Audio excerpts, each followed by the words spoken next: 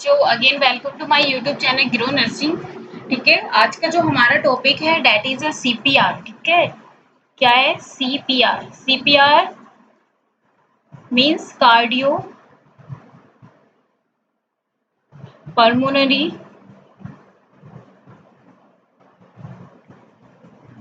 Resuscitation. ठीक है,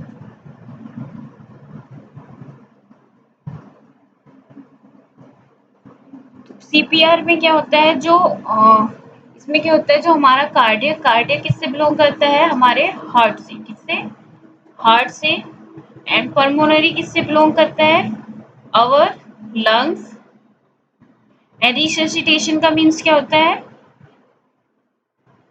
revive. ठीक है, रिससिटेशन मीन्स टू रिवाइव। तो हमारे हार्ट को एंड लंग्स को फिर से पुनः जीवित करना बोल सकते हैं, या फिर पुनः रिवाइव करना, डेट इज को सीपीआर। तो सीपीआर क्या है? एक ऐसा प्रोसीजर है जिसमें हम क्या करते हैं, पेशेंट को रिवाइव करते हैं। ठीक है, पुनः जीवित करते हैं बोल सकते हैं। उसके लिए हमें क्या करना होता है, सीपीआर अब देते कब है? ठीक है, जब जो हमारा हार्ट क्या करे, ब्लड को पंप करना स्टॉप कर दे। ठीक है, और उसके साथ साथ जो हमारे लंग्स हैं वो भी क्या हो जाए, अरेस्ट हो जाए। तो वहां पर क्या नीड होती है हमें सीपीआर करने की। ठीक है, इसमें जो सीपीआर के बाद एक नेक्स्ट हमारा जो प्रोसीजर होता है वो क्या होता है? बीएलएस। क्या होता है? BLS. BLS means basic life support. ठीक है, बेसिकली ये सेम ही होता है, बट जो फर्स्टली हमारा जो सीपीआर होता है ये हम कभी भी कहीं भी कर सकते हैं, बट जो बेसिक बीएलएस होता है ये हमें किसी हॉस्पिटल्स में या फिर एक हायर हॉस्पिटलाइजेशन लेवल पे करना होता है, क्योंकि यहाँ पर हमारे इंक्लूड हो जाता है कुछ न्यू मेथड्स एंड डिफिब्रिलेटर। ठीक है, नेक्स्ट इसी के बाद एक और हमारा मेथड आता है, बोल सकते हैं प्रोसीजर आता है, डेट इज ACLS। ठीक है, ये भी आपने बहुत सुना होगा। ठीक है, ये 3 वर्ड आपने सुने होंगे कि सीपीआर, बीएलएस एंड ACL। तो ACL क्या है? एडवांस्ड। ये क्या है? एक advanced cardiac. C4 cardiac. L4 life. S4 support. तो फर्स्टली आप इनकी फुल फॉर्म याद कर लीजिए। ठीक है, तो हमारे जो सीपीआर की फुल फॉर्म है that is cardio pulmonary resuscitation. ठीक है, रिससिटेशन की जो स्पेलिंग्स है प्लीज उसको ध्यान से देख लेना। ठीक है, क्योंकि मोस्टली जो स्टूडेंट्स होते हैं वो यहीं पर मिस्टेक करते हैं। ठीक है, कभी कभी क्या होता है, जो सीपीआर की जो फुल फॉर्म होती है वो फिलिंग द ब्लैंक्स में पूछ लेते हैं, तो वहां पे आपका जो फुल मार्क्स है वो कट हो सकता है। क्यों? क्योंकि वहां पर आपने स्पेलिंग्स अच्छे से नहीं लिखी है, तो स्पेलिंग्स ऑल्सो मैटर करती है। Next is BLS. बीएलएस की फुल फॉर्म क्या होती है? Basic life support. इसमें हमें क्या करना होता है? एक बेसिक लाइफ सपोर्ट देना होता है पेशेंट को। ठीक है, थर्ड इसमें आता है हमारा ACLS। ACL क्या है? इसमें एडवांस। इसमें क्या चीजें आ जाती है? कुछ एडवांस चीजें हमने इसमें इंक्लूड कर दी। ठीक है, तो जो अमेरिकन एसोसिएटेड जो ब्रांच है उसने क्या किया, इसमें कुछ advance instrument like machines, like medicines and कुछ न्यू स्किल्स इसमें क्या कर दिए, इंक्लूड कर दिए। इसीलिए इसका नाम क्या हो गया? ACLS। ठीक है, एडवांस कार्डियक लाइफ सपोर्ट। क्यों? क्योंकि अमेरिकन कार्डियक एसोसिएशन ने क्या किया, इसमें जब हम क्या करते हैं, when instrument machine and skill are used combined together is called ACLS। ठीक है, तो यहाँ पर हमने क्या कर दिए, जो इंस्ट्रूमेंट्स थे या फिर कोई भी मशीन्स या फिर हमारे जो एडवांस स्किल्स हैं वो हमने क्या कर दिए, कंबाइंड कर दिए एक साथ, इसीलिए उसको क्या बोला गया था, ACLS। ठीक है, अब CPR क्या होता है? CPR क्या है? It is a life saving procedure. क्या होता है? CPR। ठीक है, what is the definition of CPR? It is a life saving procedure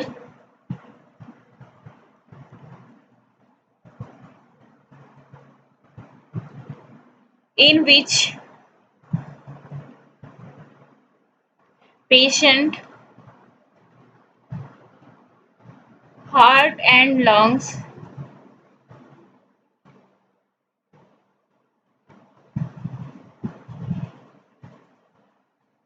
are resuscitate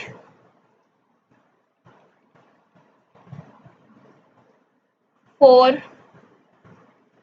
complete body survive।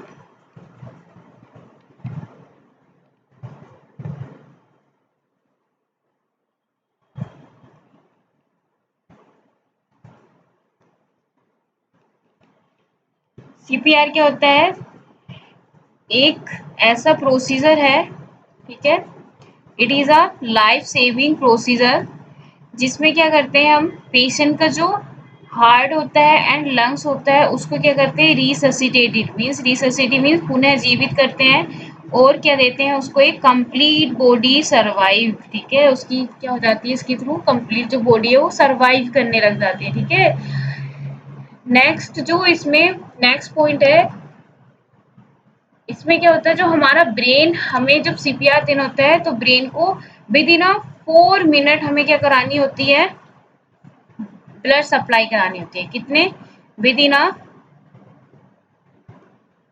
4 minute means 4 minute के अंदर हमें क्या करनी है, ब्लड की सप्लाई करानी है। क्यों करानी है? ताकि ब्रेन डैमेज ना हो। अगर ब्रेन डैमेज हो गया, ब्रेन के सेल डैमेज हो गए, तो इससे क्या हो सकता है, ब्रेन का कोई भी अगर पार्ट डैमेज हो गया तो इससे पेशेंट सर्वाइव में भी कर सकता है, बट अगर ब्रेन का कोई भी पार्ट अगर डैमेज हो गया है तो उससे क्या होंगे, पेशेंट के कुछ एबनॉर्मलिटीज क्रिएट हो जाएंगी। ठीक है, तो ऐसी कुछ कंडीशन ना हो, इसके लिए हमें क्या करना होता है, with in a 4 minute, 4 minute के अंदर हमें क्या करना होता है, ब्लड को सप्लाई कराना होता है ब्रेन में, ताकि वहाँ ब्रेन के सेल क्या ना हो, डैमेज ना हो, क्योंकि सेल को सर्वाइव करने के लिए किसकी नीड होती है, ऑक्सीजन की। ठीक है, सेल को सर्वाइव करने के लिए किसकी नीड होती है, ऑक्सीजन की, और ऑक्सीजन कहाँ पर होता है, हमारे ब्लड में, और ब्लड के थ्रू ही क्या होता है, हमारी होल बॉडी को क्या मिलती है, ऑक्सीजन मिलती है। ठीक है, इसलिए हम नीड होती है कि हम ब्लड को सप्लाई करा दें एज पॉसिबल एज। ठीक है, नेक्स्ट इसमें नेक्स्ट आता है, देखते हैं हम इंडिकेशन की CPR हमें कब कब देना है। तो firstly next heading is indication.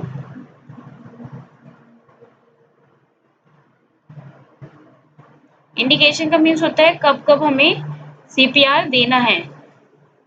तो फर्स्टली जब पेशेंट को क्या हो, कार्डियक अरेस्ट की कंडीशन क्रिएट हो जाए, मीन्स हार्ट ने क्या कर दिया है, ब्लड पंप करना बंद कर दिया है, इसके कारण क्या होता है, ऑक्सीजन क्या होगा, ट्रांसफर नहीं होगा अनदर ऑर्गन्स में, और उसके कारण हमारा जो हार्ट है या फिर वो क्या हो जाएगा, अरेस्ट हो जाएगा। ठीक है, सेकंड थिंग्स आती है हमारी respiratory arrest.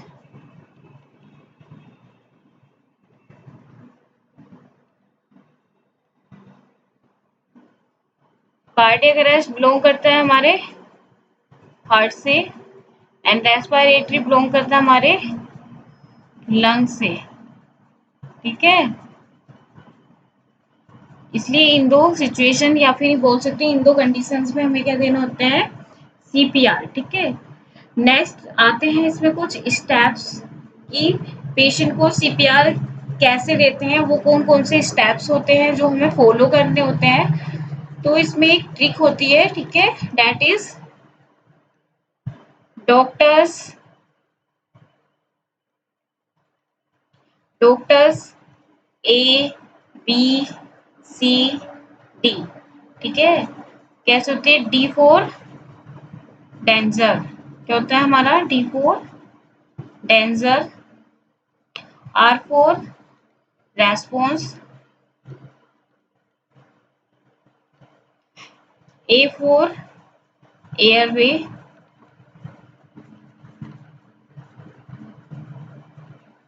B for breathing,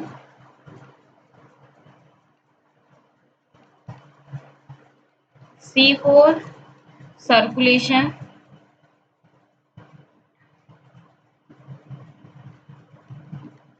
D for defibrillator,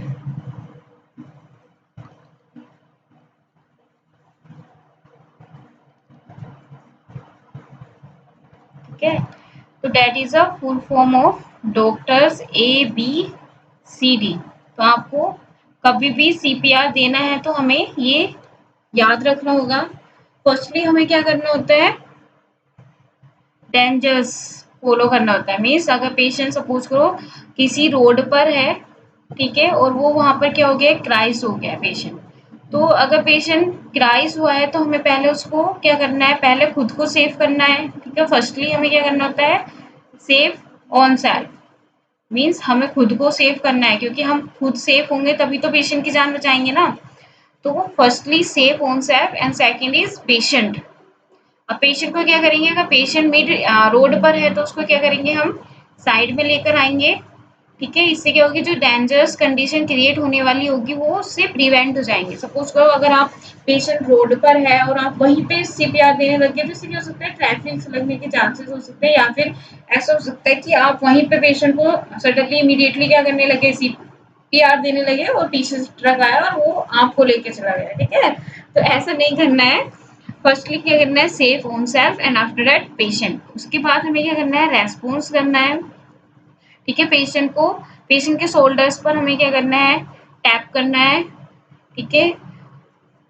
and mouth से हमें क्या बोलना है? Are you okay, are you okay, ठीक है। क्यों?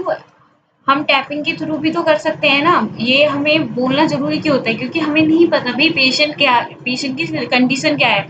सपोज करो अगर पेशेंट क्या है, पेशेंट अगर सुन नहीं सकता तो एटलीस्ट जो हम टेपिंग कर रहे हैं उसके द्वारा रेस्पॉन्स तो दे सकता है ना, अगर वो कॉन्शियस होगा तो। अगर पेशेंट हमारे टैपिंग के रेस्पॉन्स को फॉलो नहीं कर रहा है तो हो सकता है कि वो हमारी बातें आवाज सुन रहा हो, ठीक है, तो उसके थ्रू भी वो थोड़ा बहुत रेस्पॉन्स देगा। तो इसलिए हम क्या करते हैं? यहाँ पर दोनों मेथड यूज करते हैं। एक तो टैपिंग करते हैं एंड दूसरा हम are you okay, are you okay, या फिर कोई भी नाम अगर हमारा जान पहचान वाला पेशेंट है तो वहां पर हम नाम ले सकते हैं, ठीक है। थर्ड इसमें हमें क्या देखना होता है? पेशेंट का एयरवे देखना होता है, ठीक है। इमीडिएटली हमें क्या करना होता है? पेशेंट के जो टाइट क्लोथ्स हैं उनको रिमूव करना होता है ताकि पेशेंट क्या कर सके? एयरवे अच्छे से सांस ले सके। अगर पेशेंट थोड़ा फर्स्टली तो रेस्पॉन्स पर ही हमें पता चल जाता है। रेस्पॉन्स के बाद हमें क्या करनी होती है? चेक करनी होती है पल्स, ठीक है। और कौन सी पल्स चेक करते हैं हम? कैरोटिड। कैरोटिड पल्स हमें यहाँ पर चेक करनी होती है विद इन 5 सेकेंड, ठीक है।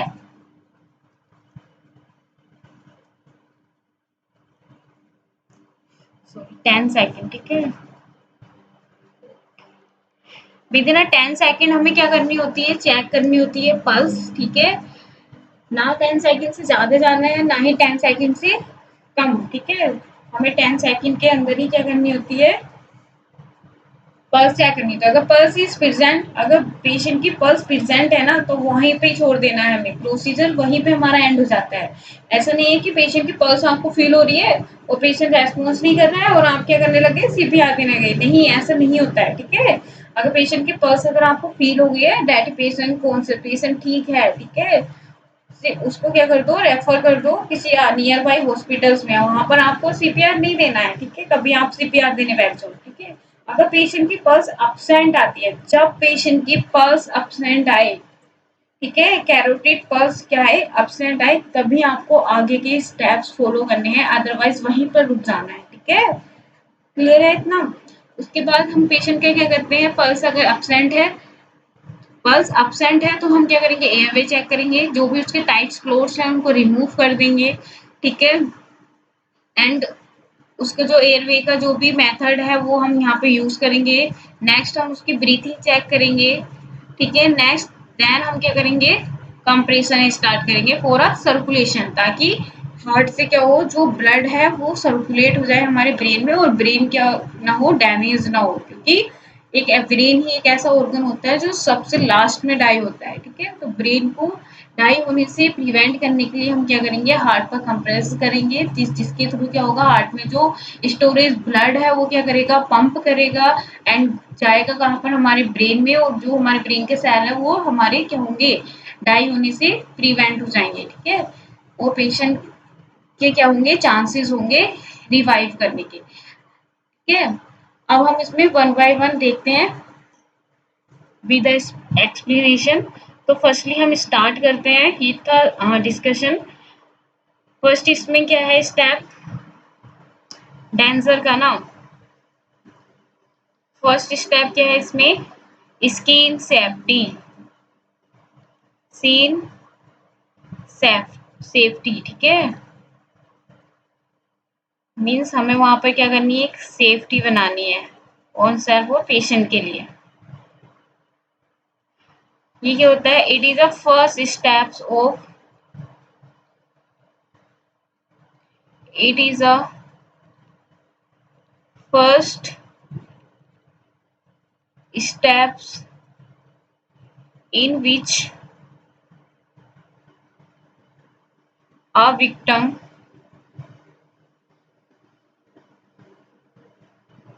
is removed from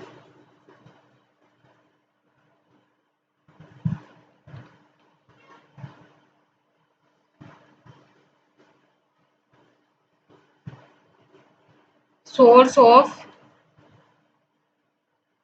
injury। हमें पेशेंट को ऐसी जगह से वहां से हटा देना है जहां पर कोई सोर्स है इंजुरी के, ठीक है। लाइक क्या हो सकता है, अगर कहीं पर आग लगी है, ठीक है, तो पहले वहां का जो सोर्स है वो हमें रिमूव करना है, आफ्टर दैट हमें सीपीआर स्टार्ट करना है, ठीक है। ऐसा ना हो कि हाँ, आप क्या कर रहे हैं, एक होल में आग लगी है और होल के अंदर क्या हो गया, एक पेशेंट बेहोश हो गया है और चारों तरफ आग फैल रही है और आप वहीं पे सीपीआर देने गए, नहीं। पहले सीन सेफ्टी भाई, पहले अपने आप को बचाना है, फिर उसके बाद पेशेंट को लेकर जाना है एंड एक फ्लैट सरफेस पर पेशेंट को लाई डाउन करना है, आफ्टर दैट आपको प्रोसीजर स्टार्ट करना है। एंड प्रोसीजर स्टार्ट हमें विद इन 4 मिनट के अंदर हमें कंप्लीट करना है ये सब कुछ, ठीक है। उसके बाद आता है, हम क्या करते हैं, चेक रेस्पॉन्स। सेकंड आता है हमारा, second is check response.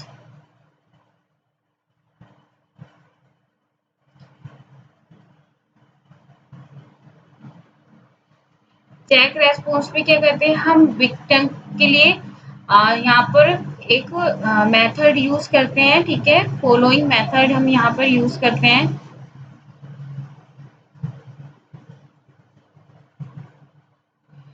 First हम इसमें कौन सा मेथड यूज करते हैं, टैपिंग करते हैं शोल्डर्स पर, ठीक है। मैंने बताया था आपको, टैपिंग कहाँ करते हैं, शोल्डर पर। एंड उसी के साथ साथ हमें क्या करना होता है, बोलना होता है, ठीक है। Tapping the shoulder and ask the are you okay, are you okay, ठीक है। अगर पेशेंट को सुनाई नहीं दे रहा है तो वो टैपिंग के थ्रू, अगर पेशेंट कॉन्शियस होगा थोड़ा बहुत तो वो टैपिंग के थ्रू रेस्पॉन्स करेगा। अगर पेशेंट को टैपिंग के थ्रू कोई रेस्पॉन्स नहीं मिल रहा है, अगर वो सुन सकता है हमारी आवाज, तो वो हमारी वॉइस के थ्रू थोड़ा रेस्पॉन्स करेगा, अगर पेशेंट क्या होगा, थोड़ा बहुत कॉन्शियस होगा तो, ठीक है। इसलिए हम यहाँ पे ये मेथड यूज करते हैं, ठीक है। नेक्स्ट हमारा आता है check the pulse.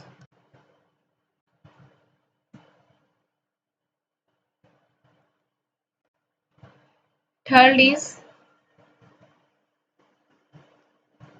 Check pulse.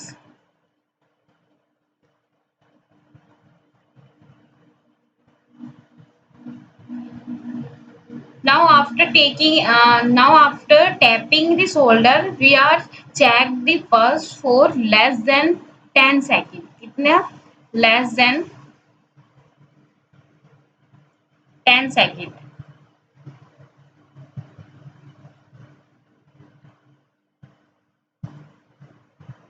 अब पेशेंट क्या है, यहाँ पर कंडीशंस क्रिएट हो जाती है अगर पेशेंट इज एडल्ट, ठीक है, पेशेंट क्या है, हमारा एडल्ट है, तो हम कौन सी पल्स चेक करते हैं, कैरोटिड पल्स। यहाँ से क्वेश्चंस बनता है, ठीक है, पेशेंट अगर एडल्ट है तो हमें कौन सी पल्स चेक करनी है, that is carotid pulse. If patient is children, ठीक है, हम पेशेंट क्या है, चिल्ड्रन है, तो वहां पर हमें फीमोरल एंड कैरोटिड एज पर डिपेंड करेगा, ठीक है। नेक्स्ट इज हमारा इन्फेंट है, तो वहां पर हमें क्या देखनी होती है, ब्रेकियल। अब इन्फेंट में हम ब्रेकियल पर ब्रेकियल क्यों देखते हैं, क्योंकि इन्फेंट के नेक पे क्या होता है, मास ज्यादा होता है, तो हम फील नहीं कर पाते हैं, पेशेंट फील नहीं कर पाते हैं पल्स, इसलिए हम क्या करते हैं, ब्रेकियल आर्टरी फाइंड आउट करते हैं during the CPR for infant. तो यहाँ से पूछा जाता है बेसिकली कि एडल्ट में कौन सी पल्स चेक करते हो, तो डेट इज कैरोटिड एडल्ट के लिए, कैरोटिड चिल्ड्रन के लिए, फिमोरल इन्फेंट के लिए, ब्रेकियल। अब हमें कैसे चेक करनी होती है, विद इन 10 सेकेंड, ठीक है, हमें less than 10 second mean 10 second से ज्यादा नहीं होना चाहिए और 10 सेकेंड से कम भी नहीं होना चाहिए। ऐसा नहीं हो कि आप को मिल नहीं रही हो पल्स, आपको पल्स की साइट ही नहीं पता भी पल्स कहाँ होती है, ठीक है, और आप गलत जगह सर्च कर रहे हो और वहां पर आपको पल्स नहीं फील हो रही है।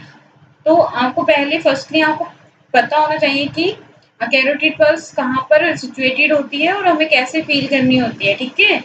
उसके बाद हमें 10 less than 10 second means less than 10 second में ही हमें पल्स को चेक करना होता है। उस इसके लिए हम क्या करते हैं, काउंट करते हैं 1001, 1002, 1003, 1004, ठीक है, ऑलवेज काउंट, या बोल सकते हैं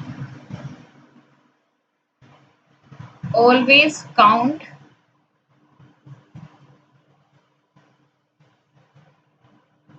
1001, 1002, 1003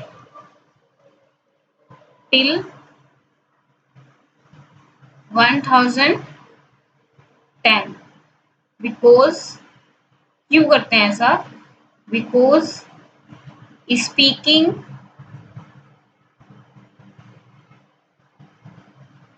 1000 will take 1000 will take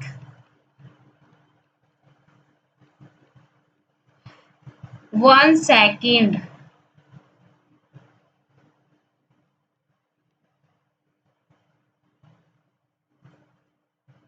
ठीक है, क्योंकि अगर हम 1001, 1002, 1003 अगर हम ये स्पीक कर रहे हैं तो जो हमारा 1001 है वो क्या लेगा, 1 सेकंड लेगा, ठीक है, 1 सेकंड लेगा, और हमें क्या करना होता है 10 सेकंड तक हमें क्या करनी है, पल्स चेक करनी है। तो इससे हमें एक आइडिया हो जाएगा, ठीक है, इससे हमारा जो प्रोसीजर है वो गलत नहीं होगा, ठीक है। अगर हम बोल रहे हैं 1001, 1002, 1003, 1004, 1005, तो इसमें जो 1001, 1002 बोल रहे हैं ना, दैट ये हमें क्या कर रहा है, कंज्यूम ही कर रहा है 1 सेकंड, ठीक है, हम 1 सेकंड के अंदर अंदर 1001 बोल देते हैं, ठीक है। तो इससे क्या होगा, हम 1010 तक अगर 1001, 2, 3, 4 बोलेंगे तो इससे हमारा जो 10 सेकंड का जो ड्यूरेशन है वो क्या हो जाएगा, कंप्लीट हो जाएगा, ना ही हम जल्दी देख पाएंगे और ना ही हम इससे ज्यादा एक्सपीड हो पाएंगे, ठीक है। तो ये हमें मेथड यूज करना होता है when we checking the pulse, ठीक है। नेक्स्ट आता है इसमें चेक दी ब्रीथिंग, ठीक है, नेक्स्ट हमारा क्या है, अब हमें क्या करना है, ब्रीथिंग चेक करनी है। Fourth one is check breathing.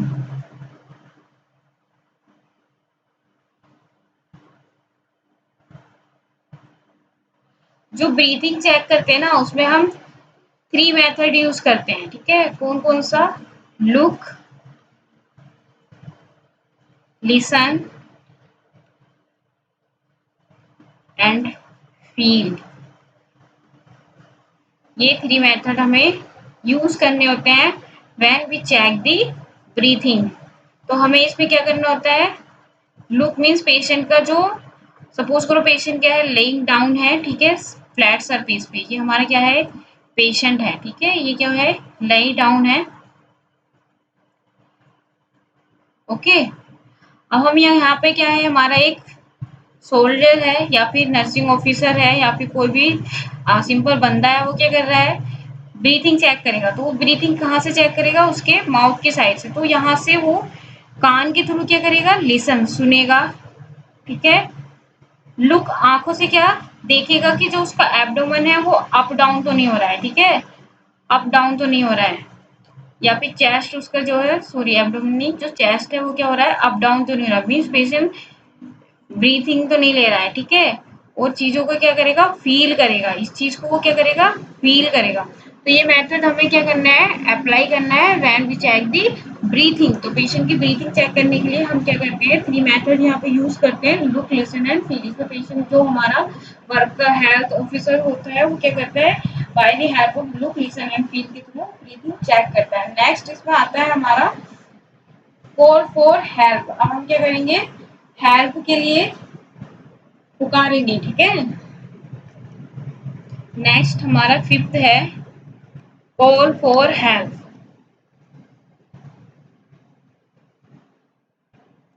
5th one is call for help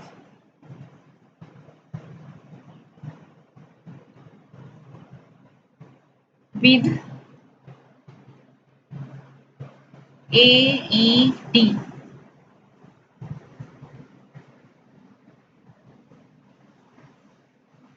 What is the full form of AED? AED is a automated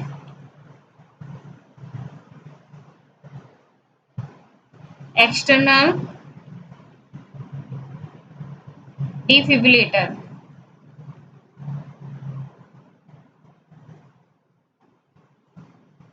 ठीक है।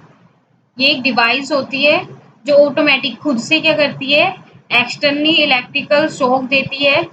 कहाँ पर? हार्ट पर, ठीक है। जिससे क्या होता है? हार्ट कंट्रैक्टेड होता है और क्या करता है? ये ब्लड को पंप करता है और ब्लड कहाँ जाता है? हमारे ब्रेन में जाता है। इससे क्या होता है? प्रिवेंट होते हैं ब्रेन के सेल डैमेज होने से, ठीक है। तो that is the process of AED। इसमें हमें ज़्यादा मेहनत नहीं करनी पड़ती क्योंकि सब कुछ जो हमारा क्या करता है? हमारी ये डिवाइस करती है, ठीक है। सिर्फ हमें क्या करना होता है? कमांड्स को फॉलो करना होता है AED के, ठीक है।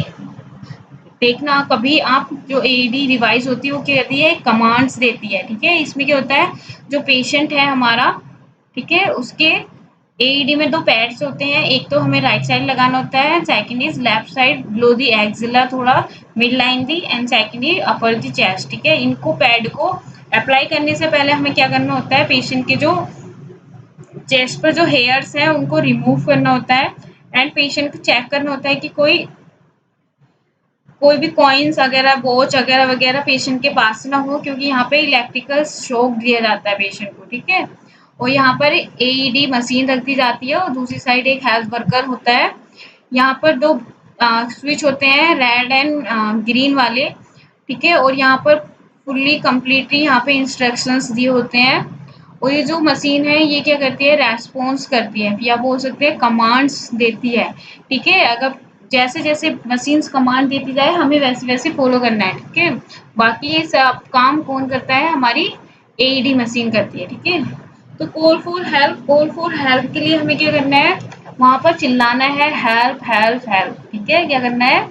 वहां पर हमें हेल्प के लिए चिल्लाना है, हेल्प हेल्प हेल्प, ठीक है। बट इसका भी एक मेथड होता है, ठीक है।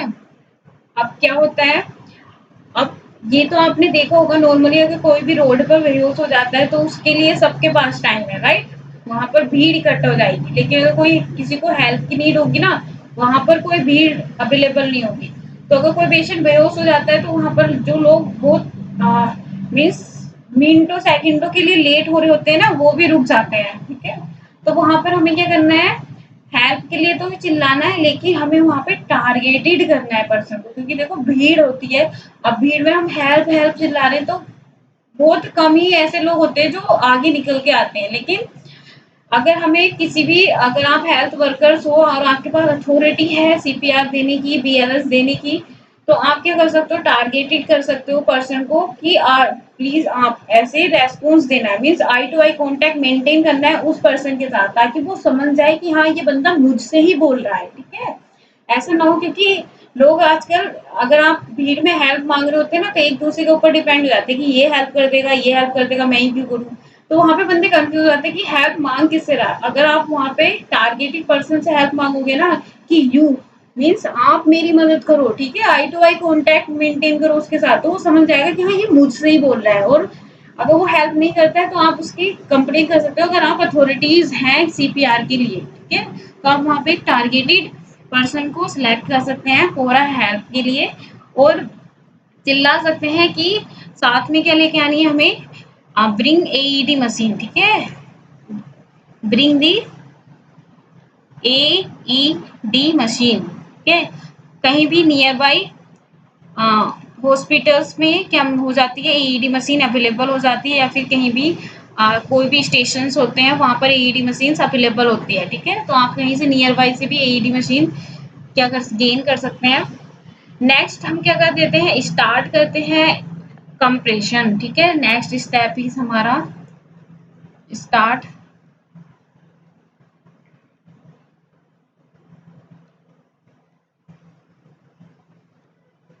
कंप्रेशन।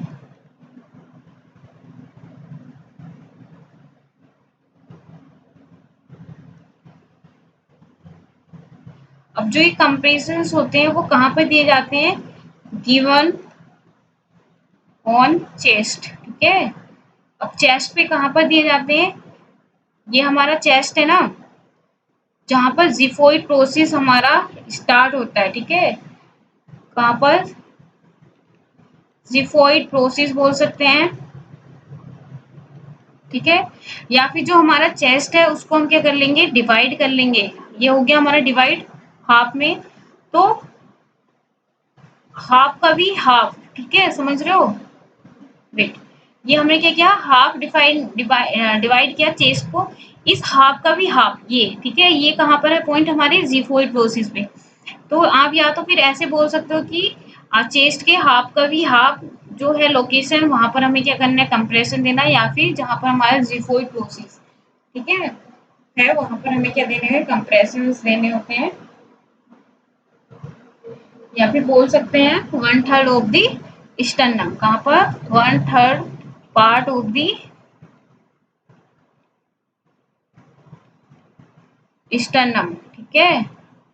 नेक्स्ट, इसमें जो कंप्रेशन रेट होती है वो कितनी होती है, for adult, children, infant and newborn के लिए। तो हमारा जो सेकंड नेक्स्ट टॉपिक ये है, हेडिंग सॉरी, कंप्रेशन रेट। अब यहाँ पर अकॉर्डिंग टू एज सबकी कंप्रेशन रेट्स क्या होती हैं, अलग अलग होती हैं, ठीक है? लाइक अगर हमारा जो पेशेंट है वो क्या है, एडल्ट है, क्या है, एडल्ट। अब यहाँ पे दो चीजें हमें देखनी होती है, अगर जो सीपीआर दे रहा है वो बंदा सिंगल है या फिर डबल है, ठीक है? यहाँ दो कंडीशंस हमारी क्रिएट हो जाती है। अगर पेशेंट क्या है, सिंगल है एडल्ट में, तो हमें कितना देना है, 30:2। 30 क्या देनी है, चेस्ट कंपेरिजन, एंड 2 क्या देनी है हमें, ब्रीथिंग, ठीक है? अगर 2 रेस्क्यूअर्स हैं देन भी हमें क्या करना है, 30:2 देना है, कहाँ पर, एडल्ट में, ठीक है? नेक्स्ट आता है हमारा चिल्ड्रन। चिल्ड्रन में हमें, अगर हमारा रेस्क्यूअर क्या है, सिंगल है, तो 30:2, डबल है तो हाफ हो जाएगा 15:2। अगर पेशेंट क्या है, इन्फेंट है,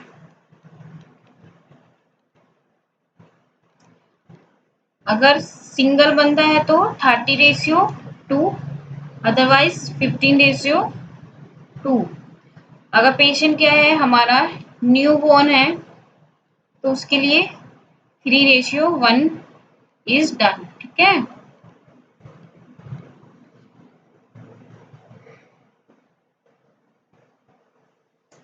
क्लियर है। तो ये होती है हमारी कंपैरिजन रेट। वहां पर जहां अगर बंदा सिंगल है, सीपीआर देने वाला जो बंदा है अगर वो सिंगल है, तो एडल्ट के लिए हमें कितना रखना है, 30:2। डबल है देन ऑल्सो 30:2। चिल्ड्रंस के लिए भी 30:2 जब हमारा रेस्क्यूर केयर है सिंगल है, डबल है तो 15:2। यहाँ से क्वेश्चन पूछा जाता है बेसिकली। ठीक है, तो यहाँ ध्यान से देखना, सिर्फ एडल्ट में अगर सिंगल है या डबल है आपको 30:2 ही देना है, बाकी आपको डबल है तो हाफ कर देना है। ठीक है, एंड न्यू बॉर्न में हमारा जो रेशियो होता है दैट इज 3:1। 3 क्या है इसमें कंपेरिजन और 1 क्या है इसमें ब्रीथिंग। ठीक है, नेक्स्ट आता है कि इसकी डेप्थ कितनी होती है, मीन्स कितनी गहराई तक हमें कंप्रेशन करना होता है, दबाना होता है चेस्ट को। ठीक है, तो नेक्स्ट इज डेप्थ। अब डेप्थ भी सब में क्या होती है, अलग अलग होती है। अगर पेशेंट क्या है, एडल्ट है, पेशेंट इज एडल्ट, तो इसकी जो डेप्थ होती है 2 से 2.5 इंच होती है। ठीक है, नेक्स्ट पेशेंट इज चिल्ड्रन,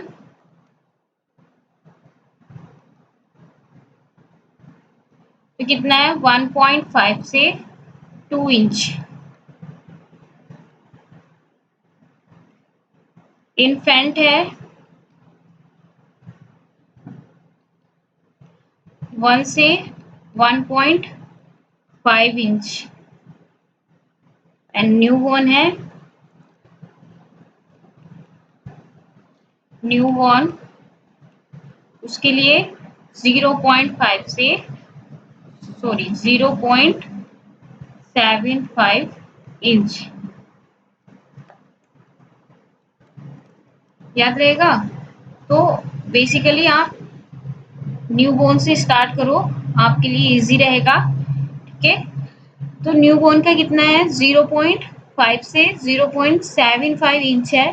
फिर आता है न्यू बोर्न के बाद हमारी कौन सी स्टेज आती है, इन्फेंट। इन्फेंट का स्टार्ट करो 1 से 1.5। फिर आता है चिल्ड्रन स्टेज, चिल्ड्रन का 1.5 से 2, एंड एडल्ट का 2 से 2.5। ठीक है, तो that is the depth of comparison. अब कभी कभी क्या होता है, जो डेप्थ होती है ना वो सेंटीमीटर में पूछ लेते हैं, तो बच्चों को कंफ्यूजन हो जाता है। तो एक जो इंच होता है ना वो 2.5 सेंटीमीटर के बराबर होता है। बस आप इतना याद कर लीजिए। ठीक है, कितना याद करना है, जो हमारा 1 इंच होता है किसके इक्वल टू होता है 2.5 सेंटीमीटर के, दैट इट्स। बाकी आप मल्टीप्लाई कर दो और आपका आंसर निकल आएगा। ठीक है, तो कंफ्यूज नहीं होना है, आप इंचीज में याद कर लीजिए, क्योंकि आप इंचीज में इजी है। 1 से 1.5 लेना है, 1.5 से 2 लेना है, और 2 से 2.5 लेना है, और न्यू बॉर्न का कितना है 0.5 से 0.75। ठीक है, that is very easy. I hope आप लोगों को सीपीआर समझ आ रहा होगा। नेक्स्ट हम क्या करते हैं, प्रोवाइड करते हैं एयरवे। क्या करते हैं, provide the airway. Next step is provide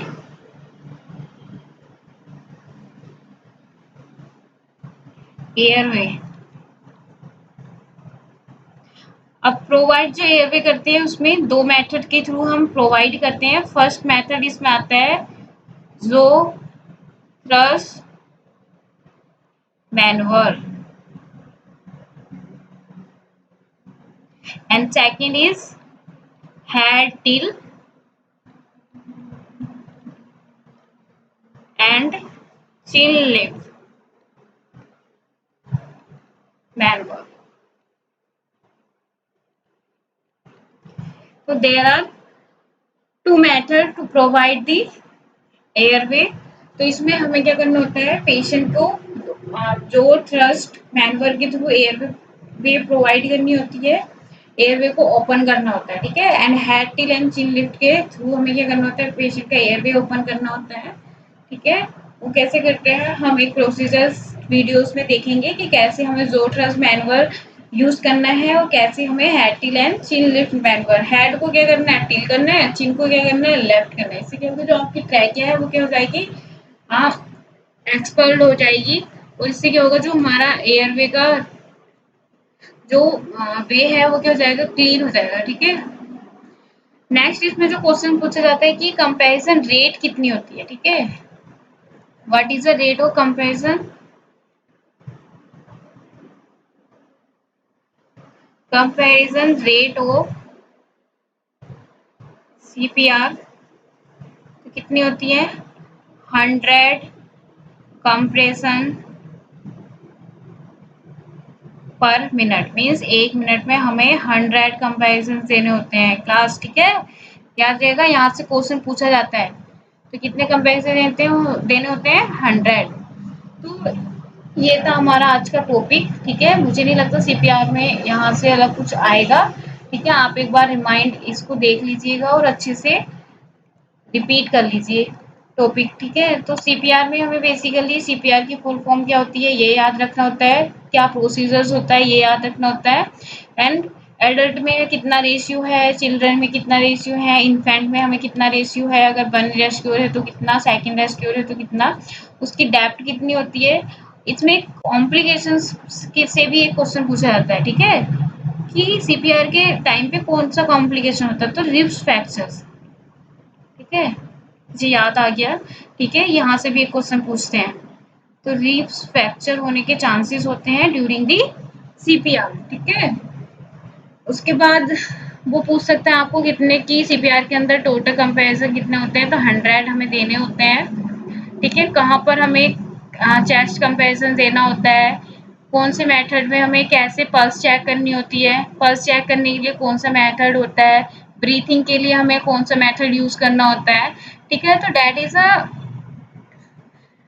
मुझे नहीं लगता इसमें कि कुछ रहा है। अगर आपको ऐसा कुछ लगता है कि मैंने कुछ स्किप किया है तो प्लीज आप कमेंट कीजिए, ठीक है। और आपको कोई भी मॉडिफिकेशन चाहिए वीडियो में तो प्लीज उसके बारे में भी बता दीजिएगा, क्योंकि अगर आप लोग मुझे नहीं बताओगे तो मैं कैसे मॉडिफाई करूँगी चीज़ों को। मुझे तो अभी तक ओके लग रहा है अपना कंटेंट, बट आपको अगर थोड़ा बहुत डाउट्स हैं या फिर आपको कुछ भी चीज़ समझ नहीं आ रही है तो प्लीज़ आप कमेंट ज़रूर कीजिए।